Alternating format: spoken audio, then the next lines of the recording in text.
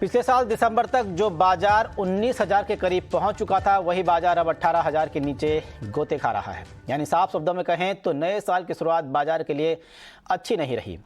नमस्कार, स्वागत है आपका स्वदेश आवर में। मैं हूं आपके साथ अनिल राणा। आज भी घरेलू शेयर बाजार में गिरावट का सिलसिला लगातार दूसरे दिन भी जारी रहा। आज के कारोबार में बैंक और फाइनेंशियल शेयरों में बिकवाली रही। लेकिन आखिर इस गिरावट का कारण क्या है? क्या चीन समेत दूसरे देशों में बढ़ता कोरोना का खतरा, भारत में चौथी लहर की घंटी, बाजार की हालत क्या इन्होंने खस्ता कर दी है, या फिर घरेलू चिंताओं के चलते बाजार में हलचल है? इन्हीं अहम सवालों के साथ करते हैं स्वदेश आवर की शुरुआत। और इस पर बात करने के लिए हमारे साथ मौजूद हैं शेयर इंडिया के vice president and head of research Ravi Singh. Sir, आपका बहुत बहुत स्वागत है 18 ऑफ स्वदेश में। सबसे पहले सर यही पूछना चाहेंगे कि इस साल क्या लग रहा है? जो हाल पिछले साल थे, हम कहानी वही बढ़ा रहे हैं। रूस यूक्रेन का युद्ध, महंगाई, कोरोना, ये तीनों चीज़ों ने पिछले बार मार्केट को बहुत इफेक्ट किया और यही चीज़ें अभी कंटिन्यू चल रही हैं। क्या लगता है इस साल मार्केट की स्थिति क्या हो सकती है?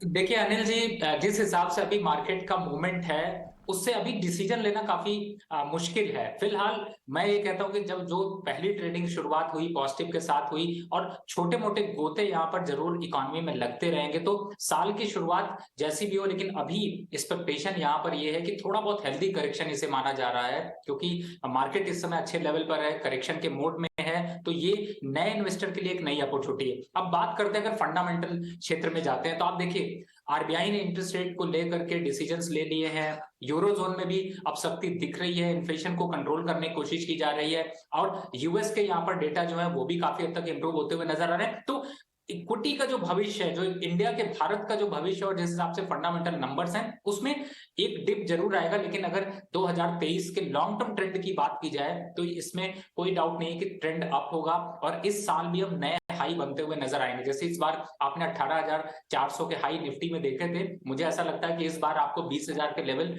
साल एंड तक जरूर टेस्ट होता हुआ नजर आएगा। तो जो लंबा विजन है उनके लिए घबराने की कोई बात नहीं। इस टाइम पे स्टॉक स्पेसिफिक रहना वो ज्यादा समझदारी है। और रही बात डेटा, देखिए जब 2018, 19, 20 अगर इनमें देखें तो सब रहे, कोरोना भी बहुत अग्रेसिव तरीके से था, वॉर के भी सिचुएशन थी, क्रूड ऑयल का इंपैक्ट भी था। ये उतार और चढ़ाव इकोनॉमी में हमेशा बने रहते हैं, लेकिन इन सब में भी परफॉर्मेंस आपको स्टॉक और सेक्टर स्पेसिफिक देखने को मिलती है। सर, आईएमएफ का जो बयान आया था कि एक तिहाई दुनिया में मंदी की जो आशंका आ सकती है, इस बयान का असर मार्केट में क्या होता नजर दिखेगा? नहीं, देखिए मंदी की आशंका तो जरूर है, अगले क्वार्टर के जो रिजल्ट्स हैं उनमें एक इम्पैक्ट जरूर होगा। लेकिन अभी जो मंदी है उसको मंदी कहने से ज्यादा अच्छा है कि कहें कि करेक्शन है। क्योंकि आप एक बात समझें कि ओवरऑल अगर आप इंडेक्स को छोड़ दें, इंडेक्स में तो जो रिटर्न आपको देखने को मिले उसको आप अगर मैक्सिमम स्टॉक से कंपैरिजन करें तो उनमें बड़े लंबे रिटर्न देखने को मिले। लंबे रिटर्न का मतलब है आपको जो सेक्टर और स्टॉक स्पेसिफिक जो गवर्नमेंट की योजनाएं हैं, जो जो जिस तरीके से इंफ्रास्ट्रक्चर डेवलपमेंट चल रहा है, उन स्टॉक्स में आपको 100% के रिटर्न देखने को मिले। तो यहाँ पर वो मंदी के आसार अभी आएंगे, उस पर करेक्शन होगा, लेकिन बहुत बड़ा कोई करेक्शन यहाँ पर मुझे ऐसा नहीं लगता कि इतना बड़ा देखने को मिलेगा। और वापस मार्केट में अगर बॉटम की बात की जाए तो मुझे लगता है कि एक बार 16,500, इस समय हम 18,000 पे खड़े हैं, 16,500 के लेवल को देखा जाए तो 8-10% का करेक्शन ड्यू है। वो अगर हो जाता है तो शायद नए अट्रैक्शन और नए डेवलपमेंट यहाँ पर देखने को मिलेंगे और उसके बाद मार्केट में वापस से एक अपवर्ड मूव देखने को मिलेगा। सर, अगर चीन की बात करें, चीन में कोरोना भी बढ़ रहा है और उसका इम्पैक्ट लगभग पूरी दुनिया में फैल रहा है। उस पॉइंट को क्या जो स्टॉक शेयर होल्डर है उनको नज़र पे रखना चाहिए उस पॉइंट को, या उसको नेगलेक्ट करके अपना जो मार्केट में इन्वेस्ट या जो भी खरीदारी बिकवाली करनी है वो करते रहना चाहिए? देखिए अनिल जी, जिस हिसाब से अभी सिचुएशन है, चीन के हालात, वहां पर बहुत उतार और चढ़ाव देखने को मिलता है, बहुत क्लियर डेटा नहीं मिलता है। लेकिन इस रेशियो को अगर देखते हैं तो जरूर एक पैनिक सिचुएशन रहती है और उस सिचुएशन का इंपैक्ट आपको मेटल के प्राइसेस में देखने को मिलता है। तो मैं ये जरूर कहूंगा कि आप मेटल के प्राइसेस को इग्नोर नहीं कर सकते हैं और ओवरऑल जो अभी सेंटीमेंट यहाँ पर डेवलप हो रहा है उसके हिसाब से देखें तो आप स्टील, मेटल, ये जो काउंटर है उनमें आप अपना पोर्टफोलियो का वजन थोड़ा कम कर सकते हैं। वो इन्वेस्टर को थोड़ा सा ध्यान देने की जरूरत है। और आप ईटी स्वदेश के पैनल पे यही चीजें समझा हम लोग बताने की कोशिश करते हैं कि आप किस ओर अपना पोर्टफोलियो मूव करें जिससे कि उसमें बड़ी बढ़त में देखने को मिले। बिल्कुल सर, आपने बताया कि अगर चीन के हालात को देखें तो मेटल पे फोकस करें। अगर हम रूस और यूक्रेन के हालात को देखें, अभी आज पुतिन का भी बयान आया है, वो चाहते हैं यूक्रेन से बातचीत करना, उनकी कुछ टर्म्स एंड कंडीशन है। अगर हम इन चीज़ों को रूस के नज़रिए से देखें तो हमें किस सेक्टर पर ज़्यादा फोकस करने की ज़रूरत अब होनी चाहिए? देखिए, इस समय रशिया जिस हिसाब से क्रूड ऑयल के प्राइसेस को डिस्काउंट करके भारत को दे रहा है और उसका एक पॉजिटिव इम्पैक्ट इकोनॉमी में देखने को मिल रहा है। आप जो भी क्रूड ऑयल से रिलेटेड स्टॉक्स है उनमें परफॉर्मेंस यहाँ पर बनी है। अब दूसरे फैक्टर की तरफ जाते हैं कि रशिया और यूक्रेन के जो युद्ध की वजह से जो डैमेज देखने को मिलता है मार्केट में, जो एक पैनिक सिचुएशन क्रिएट होती, ये हालात थोड़े से अब आगे आने वाले सालों महीनों में आपको कम होते हुए नजर आएंगे और अब सेटल डाउन होता हुआ नजर आएगा। तो मुझे लगता है कि ये पीक हो चुका है उस एक टेंशन को लेकर के, और रिस्क फैक्टर जो है वो अब कहीं ना कहीं से इन्वेस्टर को उतना ज्यादा तंग नहीं करता, क्योंकि इस तरीके के जो बार बार आपको वहां पे ये डिस्टर्बेंस देखने को मिलती है उसका इंपैक्ट ऑलरेडी यहाँ पर डिस्काउंटेड है। तो मुझे लगता है कि उसकी वजह से बहुत ज्यादा मार्केट में करेक्शन के हालात नहीं बने। बिल्कुल। और सर, एशियाई बाज़ारों को लेके आपका क्या अनुमान है? जिस तरह से वहाँ भी अभी गिरावट का दौर जारी है, उसका कितना इम्पैक्ट भारतीय बाज़ारों में देखने को दिख सकता है? देखिए, कोई भी वर्ल्ड का अगर किसी भी मार्केट को कंपैरिजन करें तो भारत का मार्केट सबसे बड़ी बात है कि ज्यादा पॉजिटिव है, ज्यादा स्ट्रेंथ है, ज्यादा स्ट्रॉन्ग फंडामेंटल के साथ है। और अभी जैसे यूरोजोन की बात आप करें तो वहां पर पावर की समस्या अभी भी कंटिन्यू है। यूएस में जरूर थोड़ा सा डेवलपमेंट आपको देखने को मिल रहा है, डेटा नंबर्स जो निकल कर आ रहे हैं वो थोड़े हेल्प आउट कर रहे हैं, लेकिन वहां के मार्केट अगर कंपैरिजन करें तो थोड़े ज्यादा वीक दिखाई देते हैं। भारत का मार्केट में भी करेक्शन उसका इंपैक्ट होगा, लेकिन मुझे लगता है कि जो परसेंटेज है, जो वॉल्यूम है, जो गिरावट का ट्रेंड जो आपको इंपैक्ट दिखेगा वो 60-40% ही यहाँ पर उसका इंपैक्ट होगा। बिल्कुल सर, फेड का अभी बयान आया था कि 2023 में भी इसी तरह का माहौल रह सकता है। क्या उस बयान का भारत पे बहुत ज़्यादा असर पड़ेगा या सिर्फ वो बयान दूसरे जो यूरोपियन मार्केट तक ही सीमित रहेगा? नहीं, देखिए, फेड का इम्पैक्ट तो बिल्कुल भारत में भी पड़ेगा और दूसरे जो देश हैं उनमें भी पड़ेगा, क्योंकि टॉप लीडिंग इकोनॉमी और चूंकि डॉलर की सबसे ज्यादा जो है वो वैल्यू को एक तरीके से देखा जाता है। और एक जो अभी जो एफआईआईज की सेलिंग इंडिया के मार्केट से देखने को मिल रही थी वो कंटिन्यू इसीलिए मिल रही क्योंकि वहां पर जो लॉन्ग टर्म इंटरेस्ट रेट है, जो बॉन्ड है, उनमें थोड़ा सा अट्रैक्शन बढ़ा है उनके इंटरेस्ट रेट की वजह से। तो वो एक फॉल जरूर देखने को मिलेगा और उसका इंपैक्ट अगर फेड ऐसे ही टाइटनिंग रखता है तो इक्विटी मार्केट में रिटर्न निकालना थोड़ा सा मुश्किल जरूर होगा। रवि सर, एफआईआईज और डीआईएस को लेके एक चीज़ समझना चाहूँगा। जब कोरोना आया तो उसके बाद से हमारे डीआईएस जो हैं वो काफ़ी मजबूती से बढ़े हैं, तो क्या अभी भी वो इतने मजबूत हैं और वो इतने, उनके अंदर इतना पेशेंस है कि वो कितने भी मुश्किलें आ जाए बने रहेंगे? देखिए अनिल जी, मैं तो इसको ये कहता हूं कि आप इसको एक नंबर से कंपैरिजन करिए। हमारी 135 करोड़ की पॉपुलेशन में अभी इन्वेस्टर के पॉइंट ऑफ व्यू से जाते हैं तो शायद मेरे ख्याल से 1 करोड़ के करीब इन्वेस्टर होंगे, और इन्वेस्टर में भी बड़े इन्वेस्टर की तरफ जाएंगे तो आपको शायद वो नंबर सिर्फ हजारों में मिलेंगे। तो अगर ये पूरा का पूरा मास लेवल जो इकोनॉमिकली ग्रो कर रहे हैं वो अगर इक्विटी मार्केट की तरफ अगर थोड़ा भी और बढ़ते हैं, जिस हिसाब से अगर आप पिछले 4 महीने का डेटा देखें तो 29 करोड़ के करीब का जो है वो डीमैट अकाउंट देखने को मिला, तो ये एक नंबर ये दिखाता है कि अब इक्विटी मार्केट की तरफ भी लोगों का रुझान, लोगों की सेविंग पहले एफडी में जाती थी, सोने में जाती थी, प्रॉपर्टी में जाती थी, वो अब स्टॉक मार्केट की तरफ अट्रैक्शन दे रही क्योंकि रिटर्न्स यहाँ पर मिल रहे हैं। तो मुझे ऐसा लगता है कि वो एक जो है वो काफी इंपॉर्टेंट फैक्टर होगा और इसी वजह से डीआईएस का इंटरेस्ट यहाँ पर बढ़ता जा रहा है। और जैसा मैंने बताया कि एफआईआईज का इंटरेस्ट इसलिए भी कम हो रहा है क्योंकि एफआईआईज जहां से आते हैं वहां की इकोनॉमी में भी वो रिसेशन का दौर देखने को मिल रहा है, तो उनको भी सर्वाइव करने के लिए, इंडस्ट्री चलाने के लिए पैसे की रिक्वायरमेंट होगी, तो वो पैसा थोड़ा बहुत तो आउटफ्लो करेंगे। और चूंकि उनको इंडियन इक्विटी मार्केट में रिटर्न्स मिल रहे हैं तो वो आउटफ्लो भी बाहर जा रहा है, प्लस वहां का जो बॉन्ड मार्केट है यूएस का वो अट्रैक्शन दे रहा है, तो लोग बॉन्ड मार्केट में भी निवेश के लिए बढ़ेंगे। बिल्कुल। रवि सर, अभी गूगल में भी सर्च करने में आया कि जो लोग हैं इंश्योरेंस बहुत टाइप कर रहे हैं और कोरोना का जो दौर है शायद यही वजह इंश्योरेंस की जो में सेक्टर में काफ़ी तेज़ी आई है। क्या यह तेज़ी लगातार अभी बरकरार रहेगी और क्या अब जो पहले लोग इंश्योरेंस बहुत कम लेते थे, खासकर हेल्थ इंश्योरेंस, अब वो हमेशा के लिए इस सेक्टर को बूम करते रहेंगे, ये उम्मीद मानी जाए अब? देखिए अनिल जी, सबसे इंपॉर्टेंट फैक्टर है कि रिस्क जब भी बढ़ता है तो आदमी उसको हेज करने के लिए जरूर जाता है, चाहे आप का स्वास्थ्य का रिस्क हो या आपकी इकोनॉमी का रिस्क हो, आपकी इनकम का रिस्क हो, आपकी फैमिली का रिस्क हो। और इंश्योरेंस एक ऐसा सेक्टर है जो कि इस तरीके के रिस्क को कवर देता है, पहला।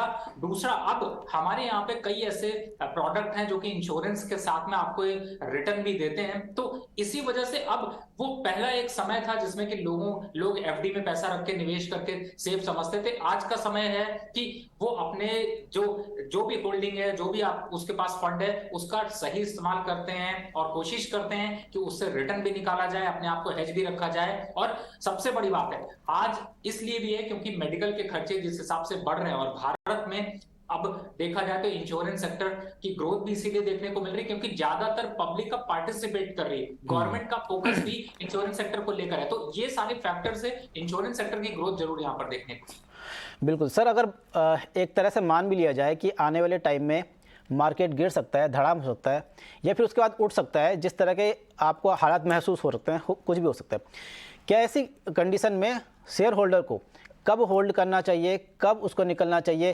क्या इसके कुछ टिप्स मिल सकते हैं कि उसको समझ आ जाए कि हाँ, मुझे बिना टीवी देखे या बिना किसी से बातचीत किए मुझे समझ आ जाए कि अब मुझे निकलना या पकड़ना चाहिए?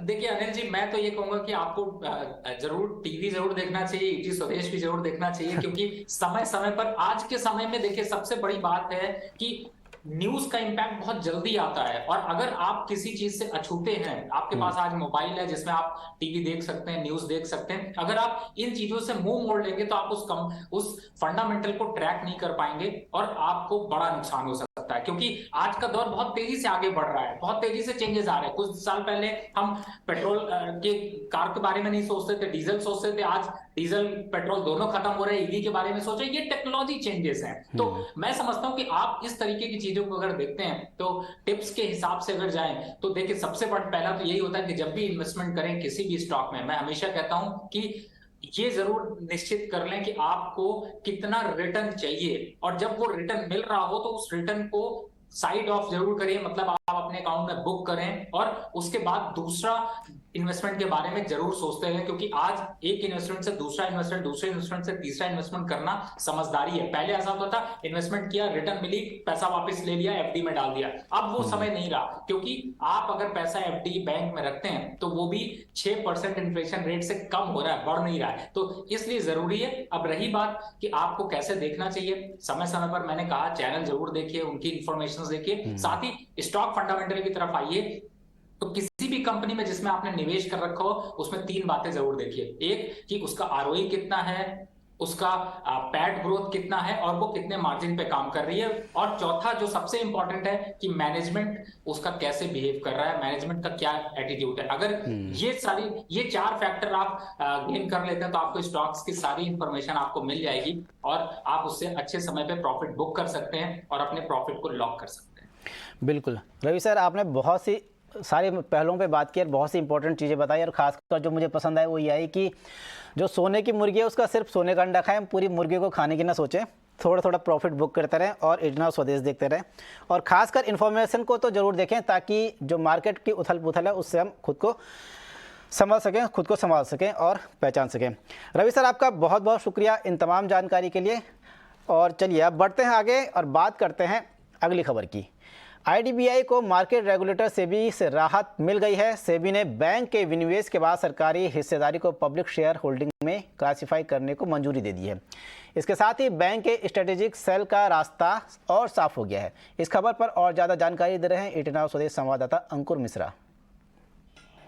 जी हाँ, securities and exchange board of India ने आईडीबीआई बैंक को राहत दी है और यहाँ पर जो डायरेक्शन मिला है वो ये है कि जो गवर्नमेंट का स्टेक है वो पब्लिक क्लासिफाई हो जाएगा। अभी तक गवर्नमेंट का जो स्टेक था उसे प्रमोटर माना गया था, लेकिन चूंकि यहाँ पर अभी स्टेक सेल की कामकाज जारी है और इसके लिए ऑलरेडी 7 जनवरी की डेडलाइन है एक्सप्रेशन ऑफ इंटरेस्ट देने की। तो उससे पहले सेबी की तरफ से ये डायरेक्शन आ गया है और स्टॉक एक्सचेंज के माध्यम से आईडीबीआई बैंक ने बताया है कि जो नया एक्वायरर है उसको 1 साल के भीतर मिनिमम पब्लिक शेयर होल्डिंग के नॉर्म्स को पूरा करना होगा। मतलब जो शेयर होल्डिंग है वो 25% से कम लानी होगी। लेकिन अभी अगर हम 15% स्टेक की बात करें जो कि करंट नॉर्म्स के बाद गवर्नमेंट का बचता है और वो 15% और बचे हुए 5% रिटेल के शेयर मिला दें तो करीब 20% पब्लिक शेयर होल्डिंग रह जाएगी। ओवरऑल जो 25% का नॉर्म है वो बिल्कुल जो नया एक्वायरर है उसको आसानी से पूरा कर सकता है। साथ ही साथ 7 तारीख की एक डेडलाइन भी थी एक्सप्रेशन ऑफ इंटरेस्ट देने की। देखना ये होगा कि किस तरीके का इंटरेस्ट गार्नर होता है जो सेबी से राहत मिली है उसके बाद इन्वेस्टर्स से।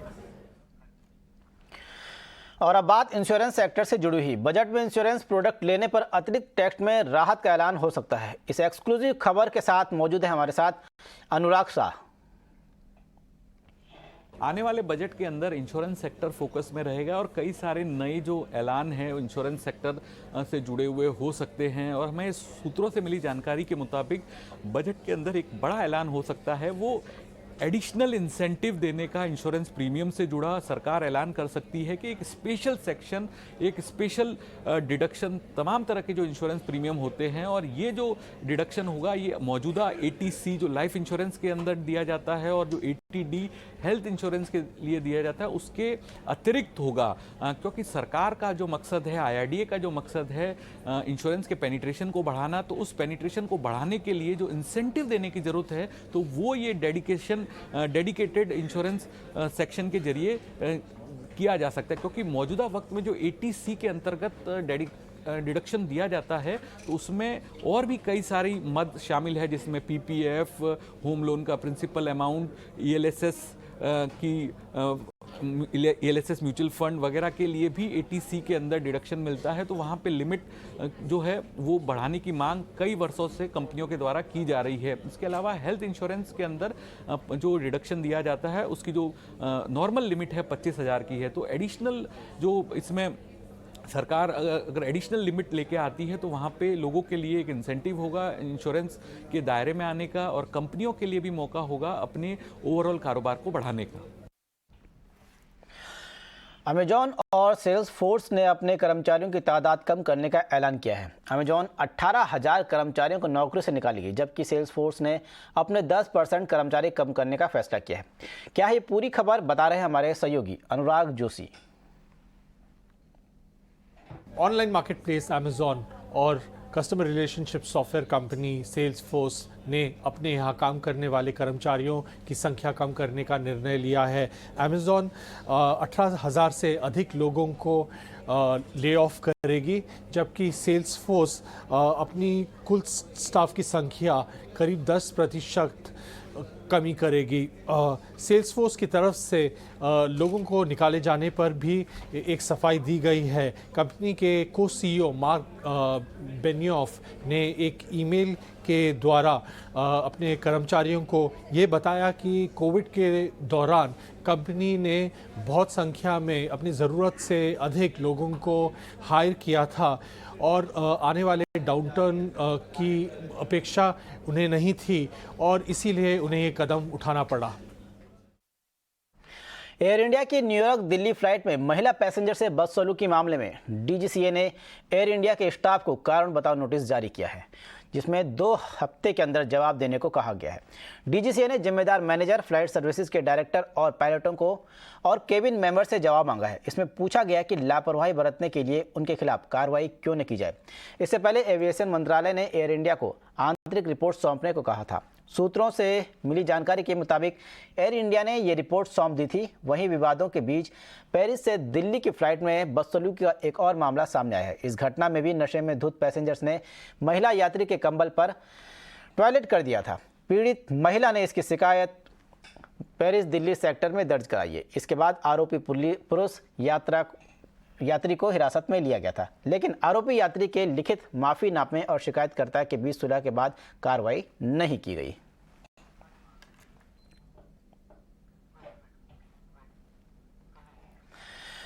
वहीं एयर इंडिया के विमान में बुजुर्ग महिला के साथ बदसलूकी करने वाले बिजनेसमैन के खिलाफ दिल्ली पुलिस ने एफआईआर दर्ज की है। 26 नवंबर को न्यूयॉर्क से दिल्ली आ रही फ्लाइट में नशे में धुत बिजनेसमैन ने महिला सहयात्री पर टॉयलेट कर दिया था, जिसके बाद दिल्ली पुलिस ने आरोपी की गिरफ्तारी के लिए कई टीमों का गठन किया है। पूरी खबर दे रहे हैं हमारे सहयोगी भवतोष सिंह।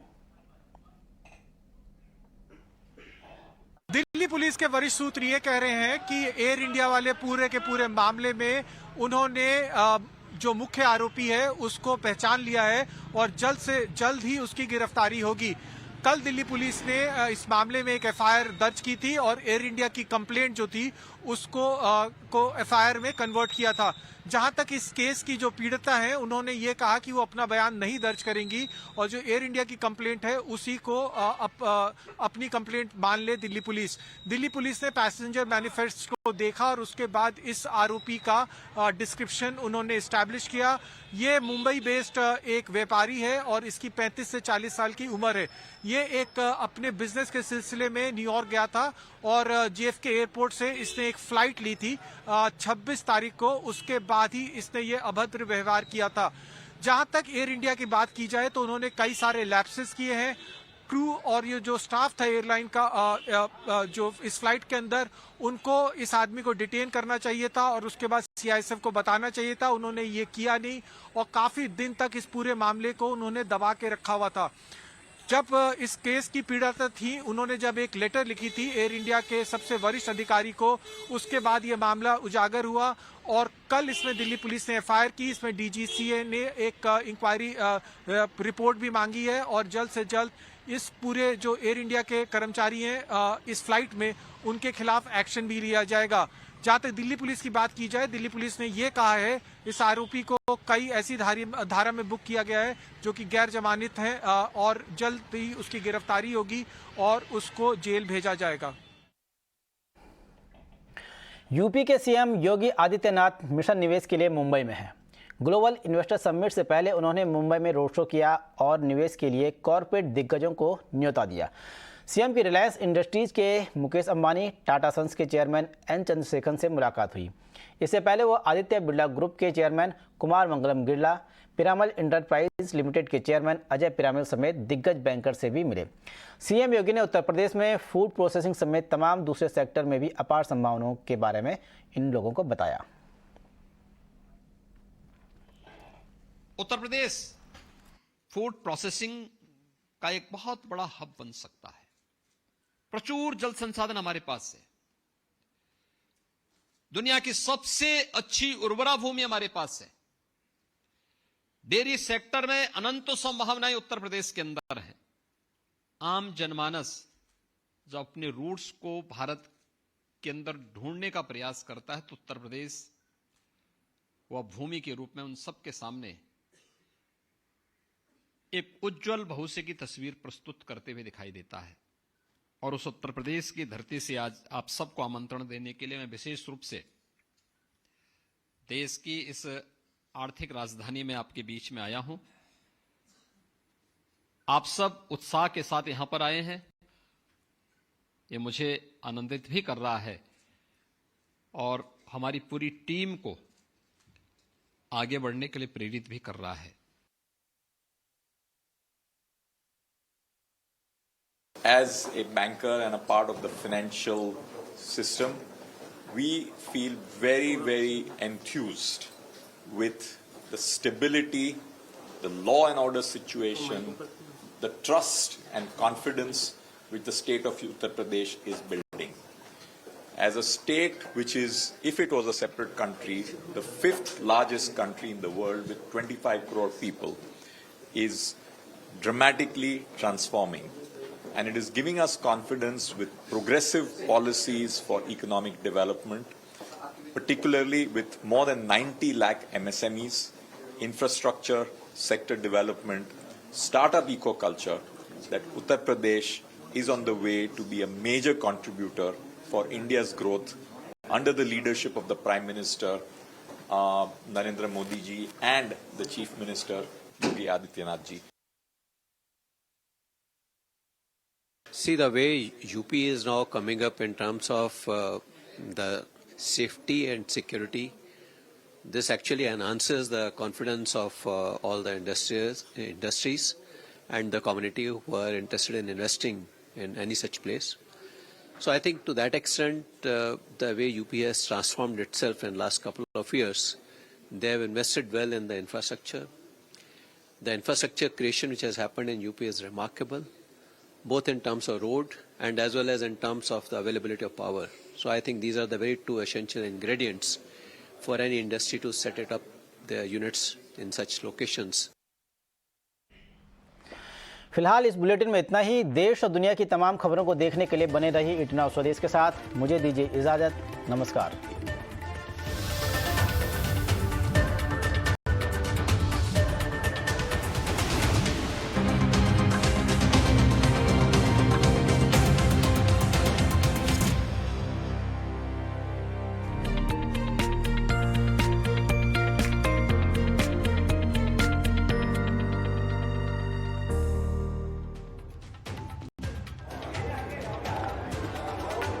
नमस्कार, स्वदेश विशेष देख रहे हैं आप। मैं हूं आपके साथ प्रशांत पांडे।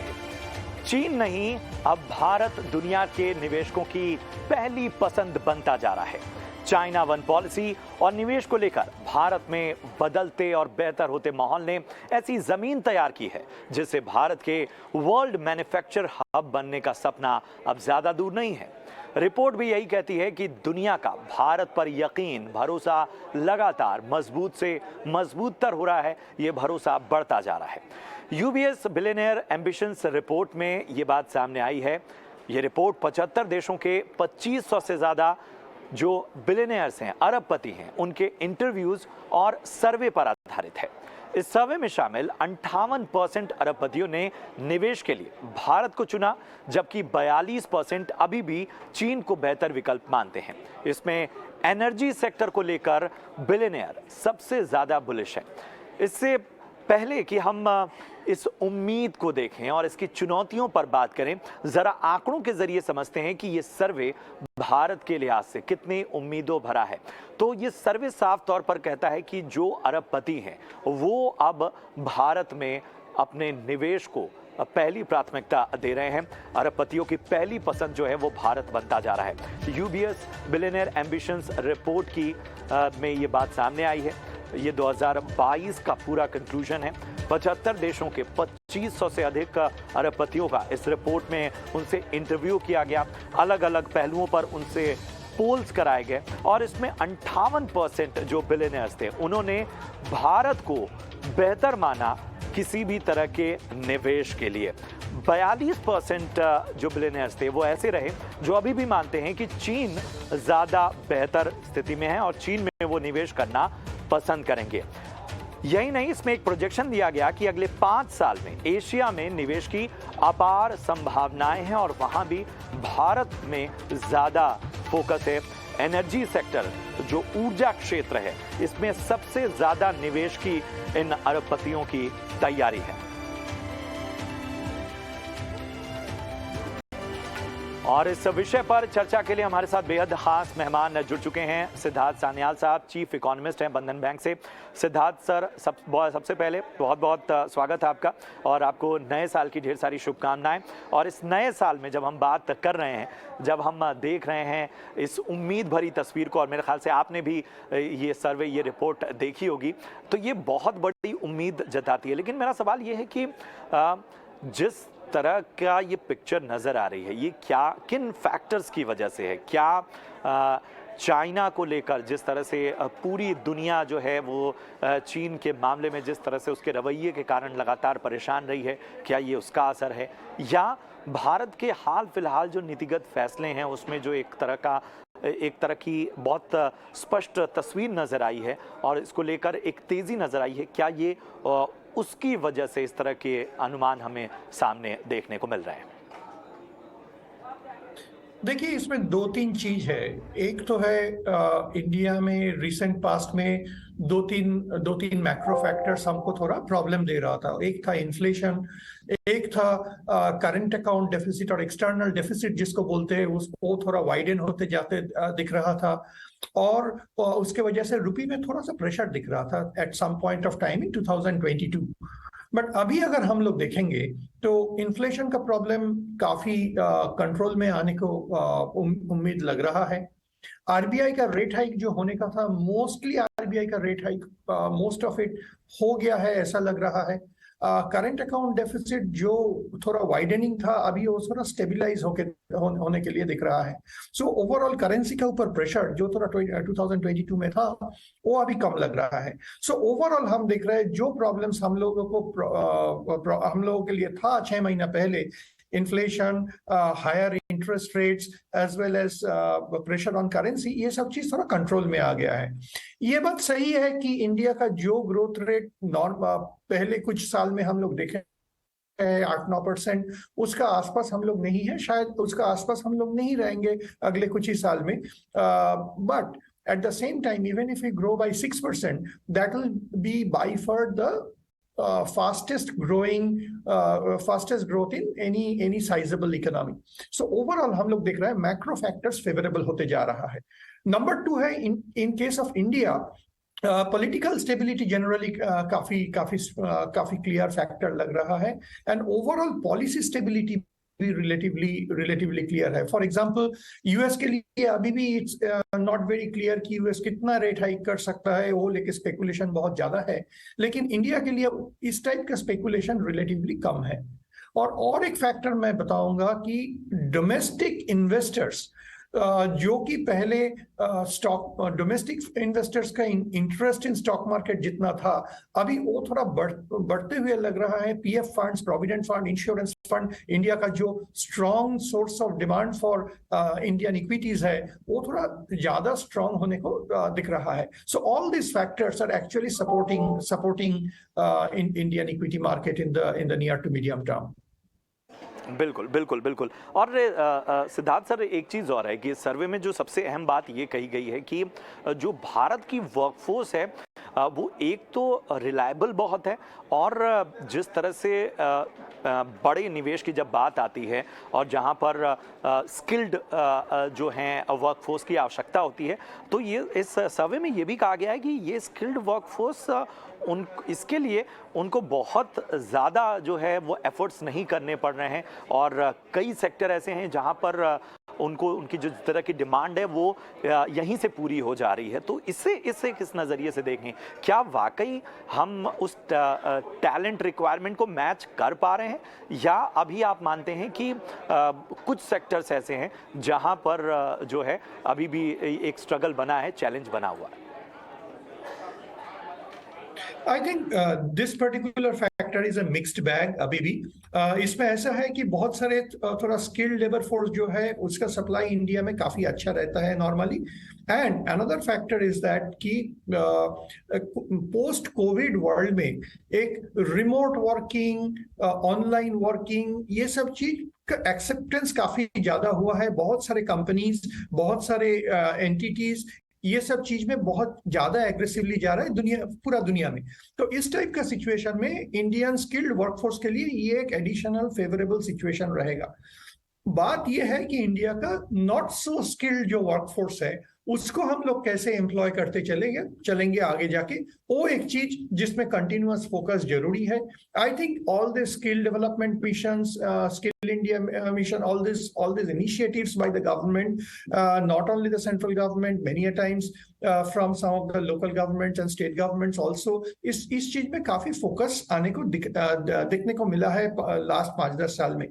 सो ये चीज भी अगर फोकस में रहेगा तो पूरा वर्कफोर्स के लिए ये काफी फायदेमंद रहेगा आगे जाके। So overall my sense is that we have quite a few reasons which are quite favorable for us at this moment, especially ये जो पोस्ट कोविड वर्ल्ड में ऑनलाइन और रिमोट वर्किंग का जो प्रैक्टिस ज्यादा स्ट्रेंथ मिल रहा है, उसमें जो सब कंट्री थोड़ा ज्यादा बेनिफिट करेगा उसमें इंडिया एक हो सकता है। बिल्कुल। फिर भी अगर आपके कंसर्न्स देखें, अगर हम देखें तो आपके कंसर्न्स कहाँ नज़र आते हैं? क्योंकि जब हम बात करते हैं टेक्नोलॉजी की, डिजिटाइजेशन की, तो हम देखते हैं कि जो हाल फिलहाल आईटी सेक्टर है वो तो डोमेस्टिकली ही अपने वर्कफोर्स के साथ स्ट्रगल करता हुआ नज़र आया। जो ये सर्वे है उसमें ये कहा जा रहा है कि जो पूरा निवेश है उसका एक बहुत बड़ा रुझान जो है वो एनर्जी सेक्टर पर ज़्यादा है। भारत उस लिहाज से कितना तैयार आपको दिख रहा है? देखिए, ये जो एक फैक्टर है कि पर्टिकुलरली आप बहुत बहुत सही बोला है। इंडिया का आज का दिन में एनर्जी इंपोर्ट का ऊपर इंडिया का डिपेंडेंस काफी ज्यादा रहता है for large part of the manufacturing sector. Now ये एक चीज है जो कि if I need to take a view for the next 5 years और से 10 years, ये एक फैक्टर बहुत इंपॉर्टेंट है कि एनर्जी फ्रंट में इंडिया और थोड़ा सेल्फ रिलायंट अगर बन सकता है। मेरा हिसाब से उसमें ये हो रहा है कि बहुत सारे बायलैटरल एग्रीमेंट्स एक्सेट्रा जहां हम जा रहा है वो ज्यादा तरीके से वो इंडिया के लिए फायदेमंद होता है और एनर्जी प्राइस वोलेटिलिटी के अगेंस्ट में इंडिया को थोड़ा सा शील्ड करता है। ऑल्सो आज का दिन में एनर्जी डिमांड मोस्टली केटर होता है फॉसिल फ्यूल से और ट्रेडिशनल वे ऑफ एनर्जी से। Going ahead if there is more sources of alternate sources of energy, I think वो भी इंडिया के लिए थोड़ा फायदेमंद रहेगा, जो कि एक ट्रेंड आ रहा है। सो ये एनर्जी रिलेटेड इशू इंडिया के लिए काफी टाइम एक फैक्टर रहा है जो कि पॉलिसी मेकर का कंसर्न रहा है। बट आगे जाके ये चीज में कांस्टेंट फोकस रखना जरूरी है। But I think there are reasons to be hopeful that we will actually benefit from multiple sources of energy rather than only traditional source. बिल्कुल बिल्कुल, ये एक बहुत अहम बात आपने कही। और इसमें एक चीज़ और मैं समझना चाहता हूँ सर कि जब हम बात करते हैं भारत की तो हम पूरी दुनिया में इस बात की चर्चा होती है कि साहब इतना बड़ा कंज्यूमर बेस है कि कुछ भी यहाँ पर जो खपत वाली दिक्कत है वैसी नहीं होती है। हालांकि कई बार हमने देखा है कि इससे पहले भी जो विदेशी निवेश आए हैं या इन्वेस्टमेंट आए हैं उसमें कई जगह हमसे कुछ बहुत ऐसी गलतियां हुई जिसकी वजह से वो मोमेंटम टूटा है। लेकिन फिर भी अगर हम बहुत प्रोडक्ट स्पेसिफिक होकर देखें तो आपको क्या लगता है कि हम जिस सपने को देख रहे हैं मैन्युफैक्चरिंग हब बनने के, वो कितना दूर है और किन चीज़ों पर जो है वो भारत को अपना फोकस बढ़ाना होगा? आई थिंक इसमें थोड़ा ब्रॉड बेस्ड व्यू लेना पड़ेगा इन द सेंस खाली मैन्युफैक्चरिंग इंडिया के लिए बहुत इंपॉर्टेंट है, बट स्पेशली आप वो जो बोला है नॉट सो स्किल्ड वर्कफोर्स को एम्प्लॉयमेंट के लिए मैन्युफैक्चरिंग बहुत इंपॉर्टेंट है। लेकिन आगे जाके इंडिया को खाली मैन्युफैक्चरिंग का फोकस में नहीं चलेगा, क्योंकि इंडिया का ग्रोथ मोमेंटम जो आता है सर्विसेज सेक्टर से काफी आया है और आगे जाके भी आ सकता है।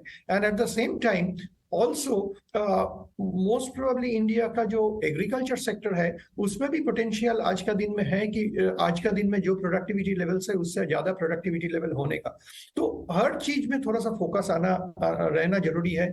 फॉर एग्जांपल हम लोग उतना बात सुनने को नहीं मिलता है, बट ये भी बहुत अहम चीज है कि देखना है कि हम कैसे एग्रीकल्चरल प्रोडक्टिविटी को भी बढ़ाया, रूरल प्रोडक्टिविटी को भी बढ़ाया। फॉर एग्जाम्पल आज का दिन में एग्रीकल्चरल प्रोडक्शन जितना होता है उसका साथ एक बहुत इंपॉर्टेंट चीज है एग्रीकल्चरल मार्केटिंग, एग्रीकल्चरल स्टोरेज। आज का दिन में actually India has made very significant progress in terms of rural electrification. आज इलेक्ट्रिसिटी इंडिया का बहुत सारे गांव में आज पहुंच गया है। अगले स्टेप ये है कि एग्रीकल्चरल स्टोरेज और रूरल स्टोरेज जिसको बोलते हैं वो सेगमेंट को थोड़ा सा ज्यादा बूस्ट देना। अगर ये हो सकता है, ये दोनों तरीके से बहुत फायदेमंद है। एक तो है जो एग्रीकल्चरल प्रोड्यूस है वो वेस्टेज नहीं होता है, तो ये ग्रोथ और इनकम के लिए भी इंपॉर्टेंट होता है। एट द सेम टाइम जो एग्रीकल्चरल प्रोडक्ट्स का प्राइस फ्लक्चुएशन एक बहुत टाइम एक प्रॉब्लम देता है हम लोगों को, वो भी काफी दूर तक इसके वजह से थोड़ा सपोर्ट मिल सकता है उसका। एंड हम लोगों को देखने को मिल रहा है कि पॉलिसी अथॉरिटीज इसमें काफी फोकस पिछले कई सालों में कर रहा है। तो ये बहुत पॉजिटिव चीज है उस हिसाब से।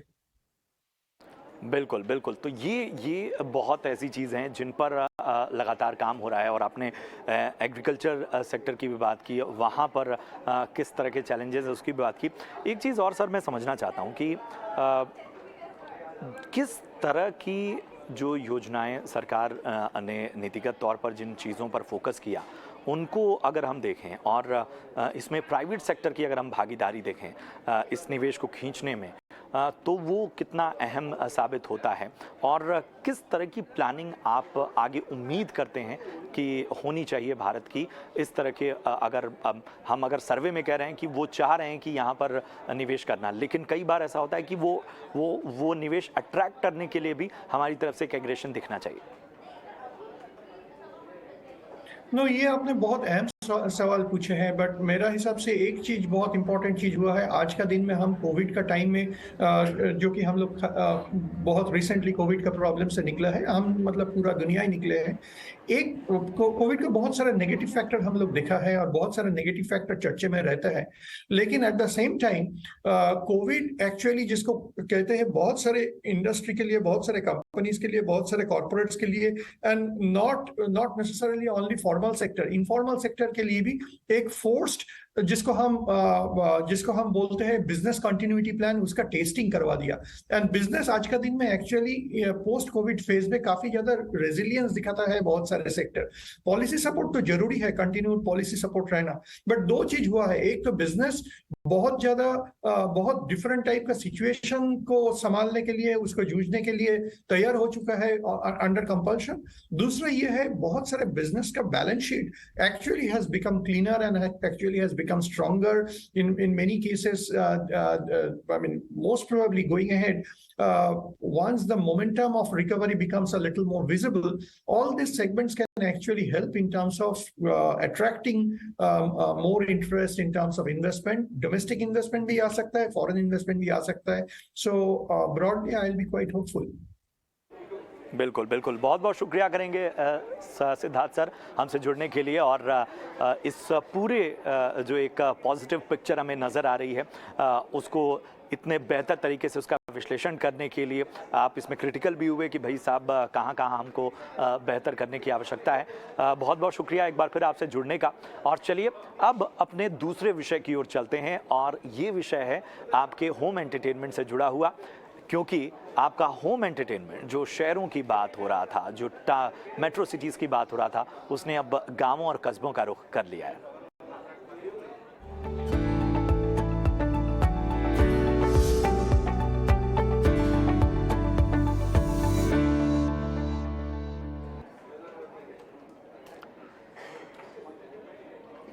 विनोद, जीतू भैया, अन्नू मिश्रा, सचिव जी, कालीन भैया, ये सिर्फ किरदार के नाम नहीं हैं, दरअसल ये वो ट्रेंड्स हैं जो कोरोना के दौर में वजूद में आए।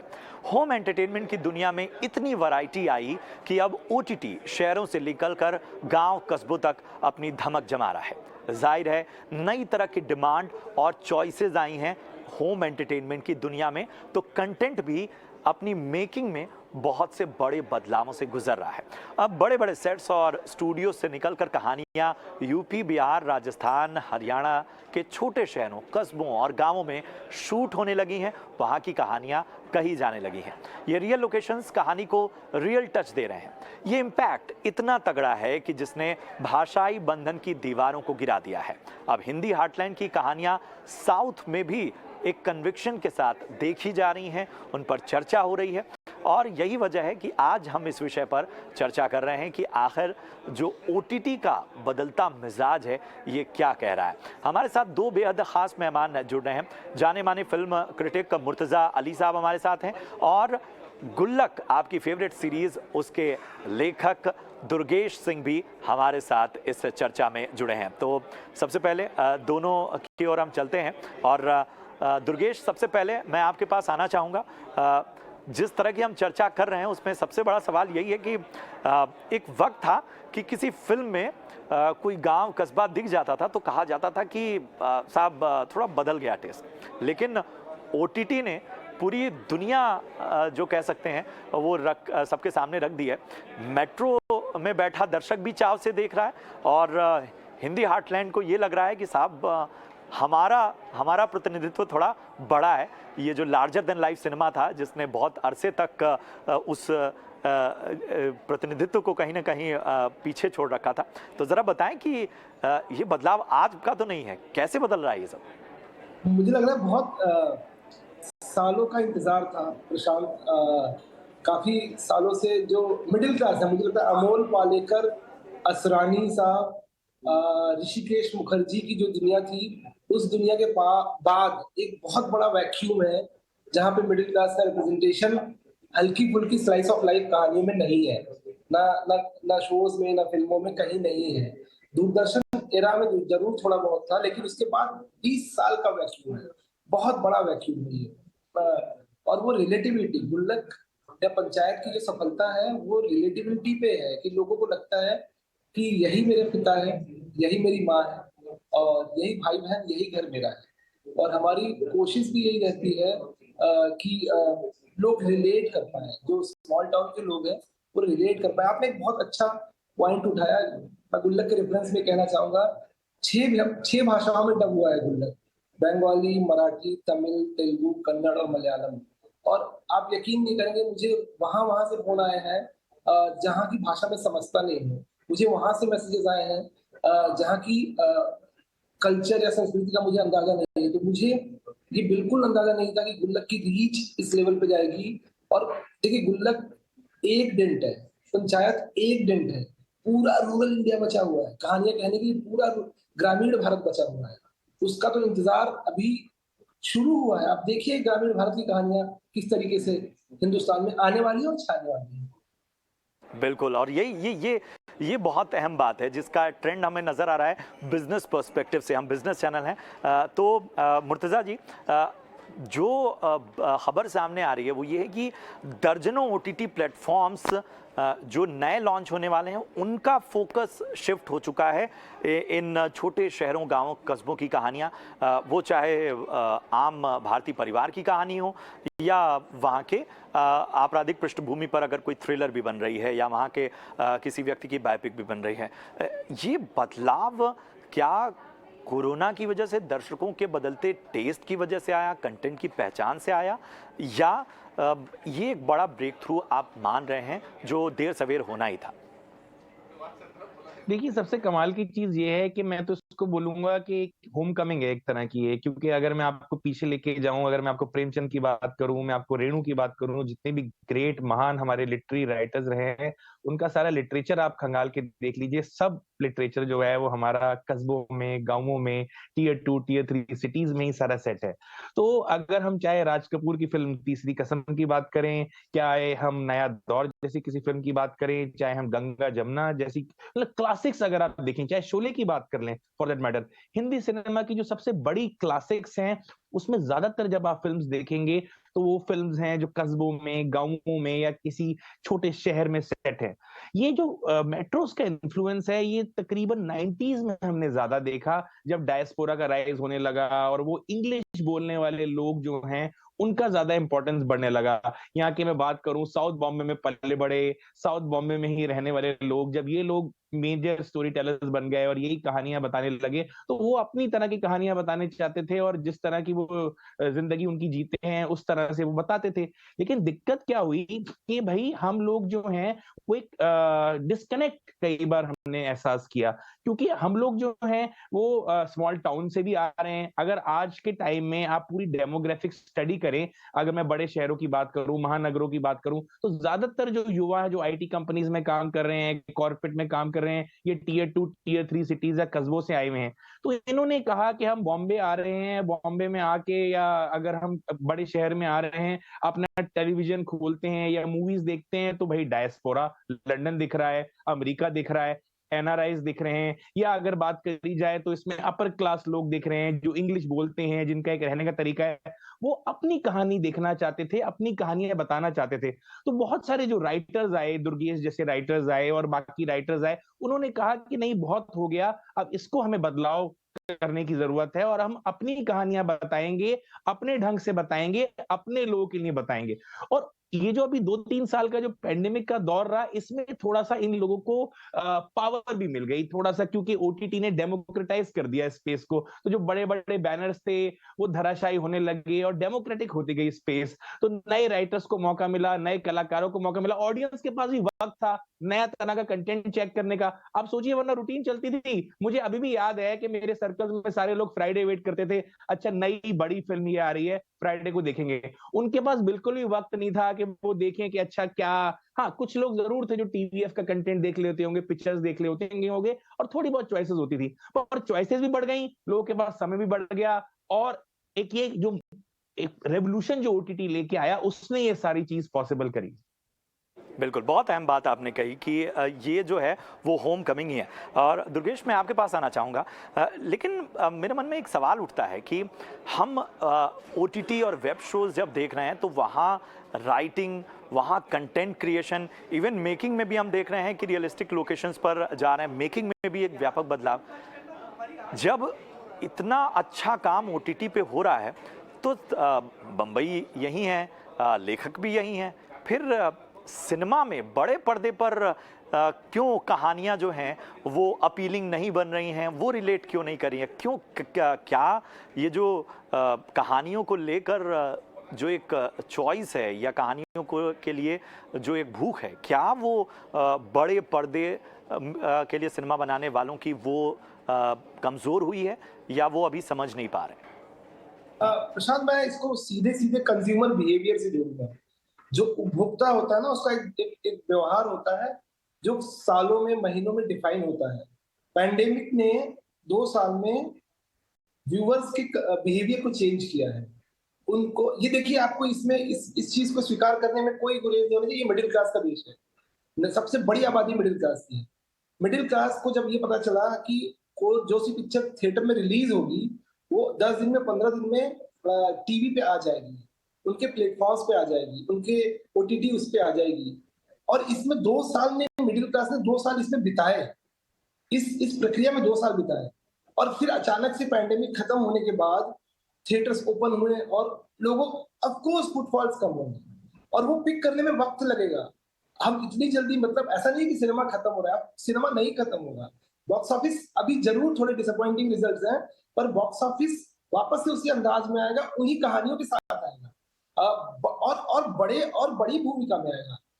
दिक्कत बस इतनी है, अगर आप उपभोक्ता व्यवहार को समझे, दिक्कत सिर्फ इतनी है कि अभी भी लोगों को लग रहा है कि जो पिक्चरें वो थिएटर जाएंगे 2000-3000 रुपए खर्च करके, 4 लोगों का परिवार, वो साल भर का सब्सक्रिप्शन लेके 1000 रुपए में वो कई बार देखेंगे अपने प्लेटफॉर्म पे। ये हमारे माइंडसेट का हिस्सा है और माइंडसेट को बदलने में वक्त लगता है, और ये 2 साल में हुआ है।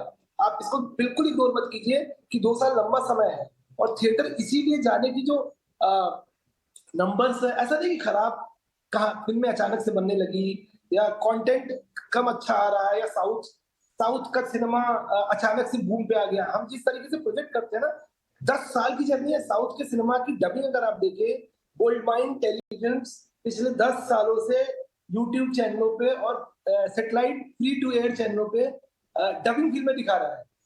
जिस जनता की आप बात कर रहे हैं, वो जनता का एक्सपोजर बढ़ा है और लोगों के बीच जो एक्सेप्टेंस है कहानियों को लेके वो बेहतर हुई है, वो समझ रहे हैं। और जब हम लोगों की समझ की बात करते हैं तो ये सवाल नहीं करना चाहिए, क्योंकि लोगों ने प्यासा, कागज़ के फूल, मुगले आज़म, मदर इंडिया, ये फिल्में भी लोगों ने माइलस्टोन बनाई हैं। और आज के दौर में जब ओटीटी पर कहानियों की कहानी जो हैं वो कामयाबी की अपनी एक नई इबारत लिख रही हैं, तो वो कहानियाँ भी बता रही हैं कि साहब टेस्ट बेहतर हुआ है, तो उस टेस्ट को मैच करना पड़ेगा।